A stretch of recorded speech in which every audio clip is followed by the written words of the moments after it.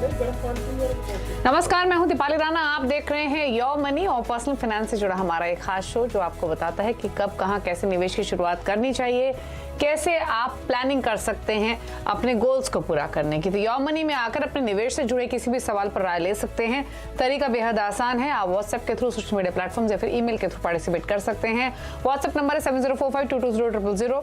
yourmoney@nw18.com हमारा email ID है। और साथ ही आप फेसबुक, ट्विटर पर ये शो लाइव भी देख सकते हैं और साथ अपनी क्वेरीज भी हम तक भेज सकते हैं।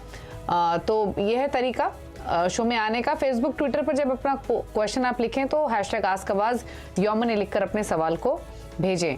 आज हमारे साथ आपकी सभी क्वेरीज को आंसर करने के लिए आनंद राठी वेल्थ के डिप्टी CEO फिरोज अजीज मौजूद हैं। फिरोज जी नमस्कार, स्वागत है आपका। और हम सवाल लेंगे उससे पहले आज हम बात करेंगे थोड़े से डिफरेंट टॉपिक की, और ये टॉपिक है कैश फ्लो मैनेजमेंट का, कि किस तरीके से अपने कैश फ्लोज को मैनेज करेंगे तो क्या बेनिफिट रहेंगे, क्योंकि ये एक ऐसा पहलू है जिसको ज्यादातर इन्वेस्टर्स इग्नोर करते हैं, जिसकी वजह से उनकी जो फाइनेंशियल प्लानिंग है वो एट टाइम्स डिस्टर्ब भी होती है। तो बताइए कैश फ्लो मैनेजमेंट कितना इंपॉर्टेंट है और इसकी क्या रेलेवेंस है when it comes to managing finances.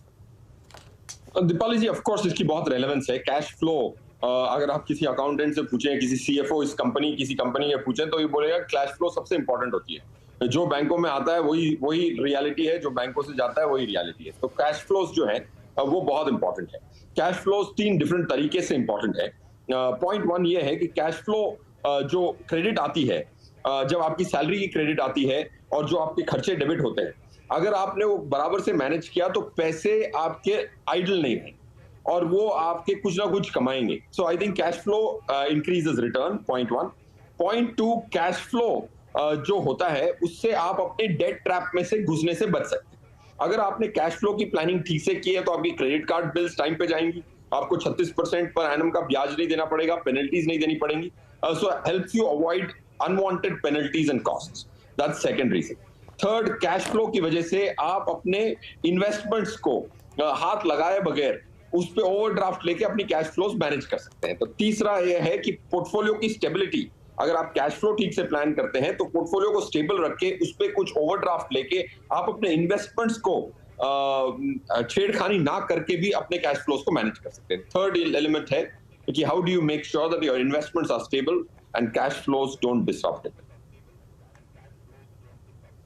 Okay, तो फिरोज जी फिर कौन से वो 5-6 टॉपिक्स हैं, या फिर अगर हम कैश फ्लो मैनेज करना हो तो कैसे स्टेप बाय स्टेप इन्वेस्टर्स आगे बढ़े और किस तरीके से प्लानिंग करें?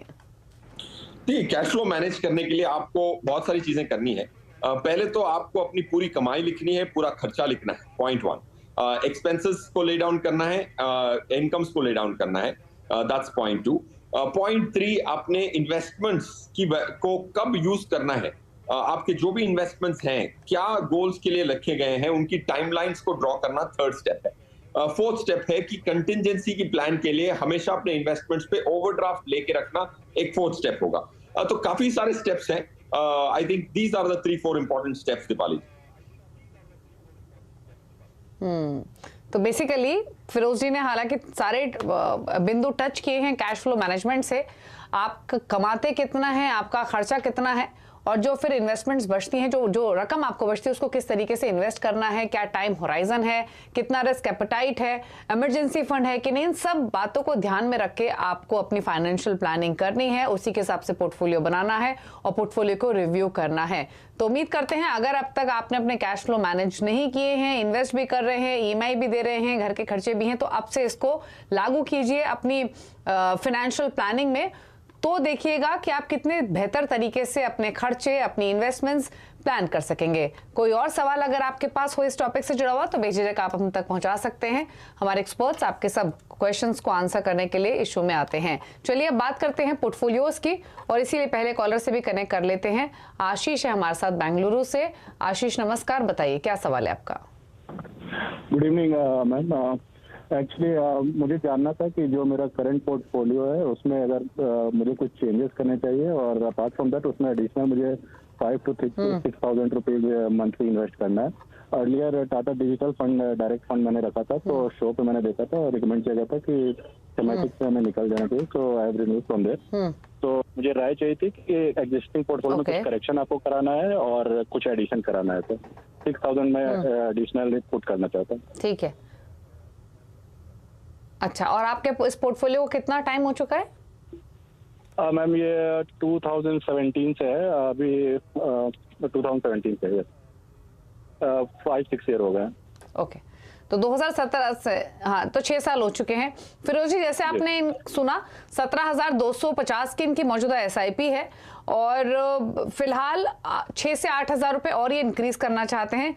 जो गोल लेके चल रहे हैं वो 15 से 20 इयर्स में 2.5 करोड़ का है। एक चीज उन्होंने जैसे मेंशन की, टाटा डिजिटल ये होल्ड कर रहे थे, लेकिन शो में इन्होंने कई गेस्ट को सुना, उससे निकलने की सलाह दी, तो वो ये पोर्टफोलियो से निकाल चुके हैं। अब इनके पास जो फंड्स है उसमें HDFC small cap, Nippon India small cap, SBI small cap, HSBC mid cap और एक्सिस ब्लू चिप है। बताइए इनके पोर्टफोलियो पर सजेशंस और इनके गोल पर राय। यस, आई थिंक आशीष, जो आपने थीमेटिक को एग्जिट किया है मेरे हिसाब से बहुत वैलिड है, क्योंकि एक रिटेल निवेशक को एंट्री एग्जिट दोनों टाइम करने में काफी दिक्कत होती है, तो आप कन्वेंशनल डाइवर्सिफाइड इक्विटी फंड से ही अपने पूरे लक्ष्य को पूरे कर सकते हैं Ashish ji. That's point 1। Point 2, जो आपने 13 लाख रुपए इकट्ठे किए हैं, 25,000 रुपीज करना चाहते हैं, 17,000 अभी भी कर रहे हैं और 6-7 हजार जब ऐड करेंगे तो 24-25,000 हो जाएगा। अगर आप इसको 20 साल तक कंटिन्यू करें और पेशेंस रखें और 14% की अगर रिटर्न आ जाती है तो आप 5 करोड़ को एक्यूमुलेट कर पाएंगे, 2.5 करोड़ से दुगना, आपके टारगेट से दुगना आप एक्यूमुलेट कर पाएंगे। So that's the good news. Second, third, आपके पास स्मॉल कैप फंड्स काफी ज्यादा हैं, 3 स्मॉल कैप फंड्स हैं out of the 5। So of course I will suggest you to exit one of them. SBI small cap आप exit कर सकते हैं, axis blue chip को आप exit कर सकते हैं। एक्सिस ब्लू चिप हमारे मॉडल पोर्टफोलियो में भी था, बट हमने 1.5 साल पहले उसकी exit बोल दी है और उसमें लास्ट 1.5 साल से काफी निफ्टी पे अंडर परफॉर्मेंस आया है, in spite of it being a large cap fund. So उसको we will continue to say an exit. अब 5 स्कीम्स जो हमारे नए मॉडल पोर्टफोलियो में इंक्लूड हुई हैं उसको रैटल आउट कर देता हूं। Franklin India blue chip, SBI large and mid cap, SBI contra, HDFC flexi cap and ICICI Pru focused equity. ये 5 फंड्स आप अपने पोर्टफोलियो में शामिल कर सकते हैं। 2 एग्जिट, तो टोटल 8 स्कीम्स 24,000 के लिए 8 स्कीम वाजबी है। I think you will have a well diversified portfolio, Ashish ji. Okay, तो आपके पोर्टफोलियो को लेकर सजेशंस दिए गए हैं। आप थोड़े से बदलाव कीजिए पोर्टफोलियो में, गोल आसानी से हासिल कर सकेंगे अगर आप SIP जो इंक्रीज करने का प्लान कर रहे हैं उसको ध्यान में रखते हैं। तो बाकी आप इन्वेस्टेड रहिए अपने पोर्टफोलियो में और रिव्यू करते रहिए। अब बात करेंगे अगले कॉलर से। कृष्ण कुमार बिहार से हमारे साथ हैं फोन लाइन पर। कृष्ण नमस्कार, बताइए क्या सवाल है आपका? नमस्कार मैम, मेरा सवाल ये है कि जो मैं अभी SIP कर रहा हूँ, ये जो SIP अभी मैं जो कर रहा हूँ वो उसमें क्या चेंजेस अभी कर सकते हैं या फिर वो कंटिन्यू कर सकते हैं? जैसे कि उसमें प्रागपड़िक फ्लेक्सी कैप है, टाटा डिजिटल इंडिया है, SBI स्मॉल कैप है, कैनरा डिबोको स्मॉल कैप है और एक्सिस स्मॉल कैप है। ये सारे फंड है जो इसमें हम यानी सोच रहे हैं कि इसमें क्या इंक्रीज करे या फिर कम करे या फिर स्मॉल कैप। पूछ लेते हैं। और जैसे इन्होंने फिरोज जी बताया 6 फंड्स है, flexi cap, Tata digital, Nippon India small cap, SBI small cap, Canara Robeco small cap, Axis mid cap funds इनके पोर्टफोलियो में बने हुए हैं। और जैसे कि इन्होंने मेंशन किया कि 1 करोड़ के आसपास का टारगेट 20 इयर्स के होराइजन से लेकर चल रहे हैं। बताइए क्या सजेशन रहेंगे आपके? कृष्ण कुमार जी, मेरे हिसाब से जैसे हमने आशीष जी से भी बात की और आशीष ने टाटा डिजिटल को एग्जिट किया था, प्रीवियस कॉलर जो थे, वैसे ही आपको भी टाटा डिजिटल को एग्जिट करने की रिकमेंडेशन दूंगा। क्यों? इसलिए नहीं क्योंकि ये फंड खराब है, but I think sectoral funds या थीमेटिक फंड्स की जरूरत नहीं है, स्पेशली सेक्टोरियल फंड्स की आपको जरूरत नहीं है। एज अ रिटेल निवेशक आप लंबी अवधि के लिए इन्वेस्ट कर रहे हैं, कोई डायनामिकली साल 2 साल में आपको एग्जिट एंट्री नहीं करनी है। So that will be a scheme which will go out. Axis mid cap को आप एग्जिट करें, ये राय रहेगी। Parag Parikh flexi cap and Canara Robeco small cap, ये 4 स्कीम्स आपको एग्जिट करने की सलाह दूंगा मैं। आपको 6 स्कीम्स एंटर करने की भी सलाह दूंगा, क्योंकि आपके पास 10,500 रुपए की SIP है। मेरे हिसाब से 7-8 फंड आप ले सकते हैं 10,500 के लिए। ICICI Pru focused equity, Shankar Naren जो CIO हैं वो इसको ओवरसी भी करते हैं। Franklin India blue chip, Anand Radhakrishnan जो CIO हैं 15 साल से फ्रैंकलिन के, वो भी इसको फंड को ओवरसी करते हैं। वेंकी इसके फंड मैनेजर हैं, 6,200 करोड़ का फंड है। SBI large and mid cap एक अच्छा स्कीम होगा। कोटक इमर्जिंग इक्विटीज पंकज टिब्रीवाल जी का, SBI कॉन्ट्रा दिनेश जी का, HDFC फ्लेक्सी कैप, रोशी जैन जो मैनेज करती हैं quant active fund, Sandeep Tandon, ये सब जो फंड मैनेजर्स के मैं नाम इसीलिए वापस बता रहा हूं ताकि लोगों को ये जागरूकता फैले कि जो फंड आप खरीदते हैं उसके पीछे जो इंसान है उसकी बनत, उसकी स्ट्रेटेजी समझना जरूरी है और उसको परखना भी जरूरी है। जी, चलिए, तो सजेशन दिए गए हैं आपके पोर्टफोलियो को लेकर, और जैसे बताया फिरोज जी ने, थोड़े से बदलाव आपको अपने पोर्टफोलियो में करने हैं।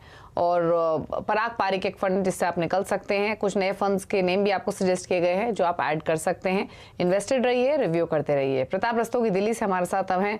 प्रताप जी नमस्कार, बताइए क्या सवाल है आपका। नमस्कार जी, मैं 1,75,000 रुपए पर मंथ की सिप कर रहा हूँ 7 फंड में, और मैं बस ये मेरा टारगेट है 40 लाख रुपए अभी तक मैं डिपॉजिट कर चुका हूँ, और मेरा टारगेट है कि मैं 6 करोड़ रुपए 10 साल में करूँ। ये बस देखिए मेरी सब स्कीम सही है कि नहीं सही है।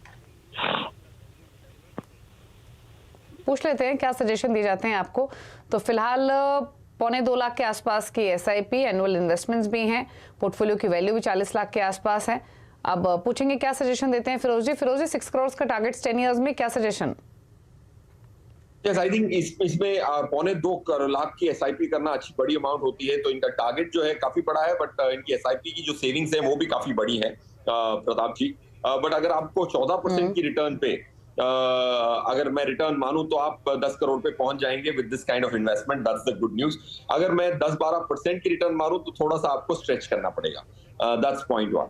पॉइंट 2, आप सेक्टर फंड्स को अवॉइड करें, ये एक फंडामेंटल राय रहेगी।